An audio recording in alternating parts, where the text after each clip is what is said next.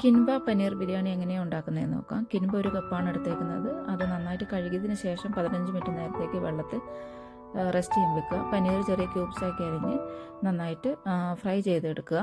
അതിനുശേഷം നമുക്ക് വേണ്ടത് ഉള്ളി ഒരു 2 ഉള്ളിയാണ് ഞാനകത്ത് എടുത്തേക്കുന്നത്. മീഡിയം സൈസിലുള്ള 2 ഉള്ളി ചെറുതായിട്ട് അരിഞ്ഞിട്ട് അത് നന്നായിട്ട് റോസ്റ്റ് ചെയ്തെടുക്കുക. പിന്നെ വേണ്ടത് ഇഞ്ചി, പച്ചമുളക്,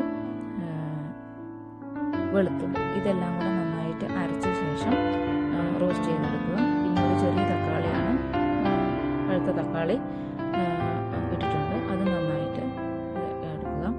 അതിനുശേഷം ഇതിന് വേണ്ടത് മസാലകളാണ്. അധികം മസാലകൾ വേണ്ട, 3 മസാലകളുള്ളൂ. മഞ്ഞൾപ്പൊടി, മുളക് പൊടി, പിന്നെ ഗരം മസാല. കുരുമുളക് പൊടി ഇടുന്നത് ഓപ്ഷനാണ്. നന്നായിട്ട് ഒന്നും കൂടെ ഒന്ന് ഇളകി നന്നായിട്ട് റോസ്റ്റ് ചെയ്തെടുക്കുക. അതിനുശേഷം നമുക്ക് ഓൾറെഡി നമ്മൾ വറുത്ത ഒരു പനീറുണ്ടല്ലോ, പനീറും കൂടി ഇട്ട് ഒന്നും കൂടെ അത് നന്നായിട്ട് ഇളക്കുക. ഇളക്കിയതിന് ശേഷം കുറച്ച് വെള്ളം ഒഴിക്കണം, സെറ്റാവാൻ വേണ്ടിയിട്ടാണ്.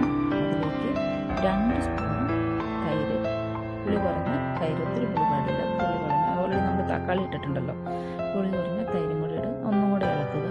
അതിനുശേഷം മല്ലിയില, പുതിനയില, അതും കൂടെ ഒന്ന് നന്നായിട്ട് ഇളക്കി ഒരു 2 മിനിറ്റ്സ് നേരത്തേക്ക് ഒന്ന് റെസ്റ്റ് ചെയ്യാൻ വെക്കുക. ഇനി നമുക്ക് കിൻവ റെഡിയാക്കാം. കിൻവ ഓൾറെഡി നമ്മൾ സോക്ക് ചെയ്ത് വെച്ചിട്ടുണ്ടായിരുന്നു. പിന്നെ കുക്കറിൽ ആണ് ചെയ്യുന്നത്. ഒരു സ്പൂണ് നെയ്യ് ഒഴിക്കുക. അതിനകത്തേക്ക് എല്ലാ സ്പൈസസും, കറുവപ്പട്ട, ജാതി, എല്ലാ തരം സ്പൈസസും ഇടുക. ഒരു അര നാരങ്ങേൻ്റെ ജ്യൂസ് ഇടുക, ഉപ്പിടുക, വെള്ളം ഒഴിക്കുക. ഒരു കപ്പിന് 1.5 കപ്പ് വെള്ളമാണ് ഒഴിക്കേണ്ടത്. 3 വിസിലാണ് അടിക്കേണ്ടത്.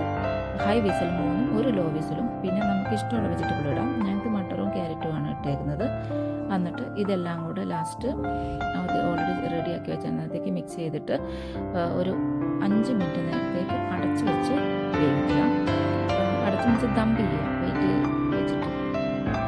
അതിനുശേഷം നമുക്കത് തുറന്നിട്ട് നമുക്ക് ചൂടോടെ കഴിക്കാവുന്നതാണ്. ഇഷ്ടമാണെങ്കിൽ